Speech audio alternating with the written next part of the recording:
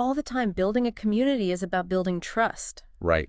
And that foundation crumbles pretty quickly if people sense that you're not being genuine. Yeah. It's like that saying people can smell BS from a mile away. Exactly. And in a community setting, that's deadly. Oh, yeah. Okay, so we've talked about the content, but what about the environment itself? Okay. Did he share any insights into how he structures his Skool community? He did, and this is where it gets really interesting. Okay. He actually walks us through the structure of his Skool community. Yeah. And it's clear that he's put a lot of thought into creating a very welcoming and engaging environment right from the moment someone joins. I love that he doesn't just talk about it. He shows us Exactly. how he sets up the community that's valuable. Very valuable. What stood out to you? Well, he walks us through his intro post. Okay.